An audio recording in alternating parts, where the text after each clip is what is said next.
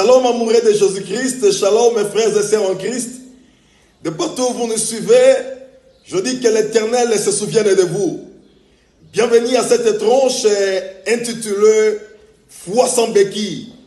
Je dis c'est une tranche de vie, une tranche de prière, une tranche d'enseignement, une tranche qui nous permet à bien ajuster notre foi. Car la marche avec Dieu nécessite absolument la foi. Comme dit la Bible, que sans la foi, il est impossible d'être agréable à Dieu. Je suis en train de parler à un homme, à une femme qui est en train de passer par un moment de beaucoup d'angoisse, un moment de beaucoup de stress, un moment de beaucoup de turbulences. Ou peut-être que tu vivais mieux, mais aujourd'hui, il y a un ça ne va pas. Peut-être que tu étais aisé les jours passés, mais aujourd'hui, ça ne tient plus. Mais bien aimé dans le Seigneur, ne perdez pas la foi, car Christ est en mesure de pouvoir encore te relever, te redresser. Je crois à cette gloire appelée la gloire de la deuxième maison. Et la Bible dit que cette gloire, elle vous sera beaucoup plus meilleure, beaucoup plus importante que la première gloire. Oh, ma prière ce matin, que cette gloire localise ta vie là où tu es. Donnez-moi un grand amen. Ce matin, je voulais vous motiver une fois de plus sur le domaine de la foi.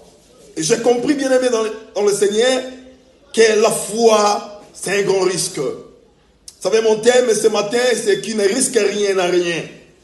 La foi, c'est le risque. Quelqu'un qui me dit qu'il a la foi, c'est celui-là qui est en train de risquer. Peut-être quand les gens sont en train de te voir, comment tu te comportes, comment tu es en train de vivre, comment tu es en train de parler, les uns te trouvent comme si tu es stupide, comme si tu es anormal, comme si tu as attrapé la folie. Oui, bien-aimé dans le Seigneur, écoutez-moi, la prédication de la foi, la prédication de la croix même, et c'est une folie. Donc je voulais te dire, la foi et la folie ne sont pas éloignées. Qui dit qu'il a la foi, c'est celui-là qui va se montrer devant beaucoup de personnes, devant les communs des mortels comme un fou, comme une folle. Écoutez, bien-aimé dans le Seigneur, mais cette folie-là produira des grands effets. Écoutez, je vis les 4 lépreux dans la Bible. Bien-aimés dans le Seigneur, ces lépreux ont été mis en quarantaine. Comme toi qui me suis en cet instant, tu as été mis en quarantaine. Je ne sais pas, peut-être par l'ennemi, peut-être par la société, peut-être par une circonstance qui vous est arrivée, eh bien tu as été mis en quarantaine. Même là en quarantaine où tu te trouves, la main de Dieu peut t'atteindre. La puissance de Dieu de grâce peut aujourd'hui et se manifester dans ta vie. Dieu ne voit pas la quarantaine. Écoutez, les lépreux ont été mis en quarantaine. Et de là, ils se sont dit, si nous restons ici, nous allons mourir.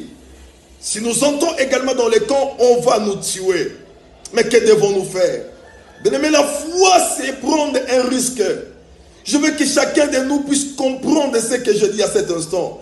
Et que tu prennes le risque avec Dieu. Je dis que ça peut aller. Est-ce que vous vous rappelez encore que Jésus-Christ devant la tombe de Lazare, il a juste accepté le risque. Parce que la foule était là, mais Christ n'a pas regardé la foule. Il a crié à haute voix, Lazare sort. Même le jeune David, pour prendre le risque d'aller se battre avec cet homme appelé Goliath, bien aimé, c'était un grand risque. Écoutez, bien aimé dans le Seigneur, la foi nécessite le risque. Prends le risque aujourd'hui de prier par la foi, de te lever par la foi, de dire que notre ça ira mieux. Oh, il est temps que celui qui m'entend tape la main sur la table et dit maintenant ça suffit, ça doit changer. Je prends les risques avec le Seigneur. Si les autres ont réussi, peut-être parce qu'ils avaient associé, je ne sais pas moi, les fétiches ou la magie, les sciences et mystiques, mais moi je dis que prends les risques d'associer le Seigneur Jésus-Christ dans ta vie. Tout ira mieux, car Dieu est avec toi. Dieu aime la foi. Il est le consommateur de notre foi. Il aime ceux-là qui agissent par la foi. Oh, il est écrit, mon juste vivra par sa foi. Soyez bénis.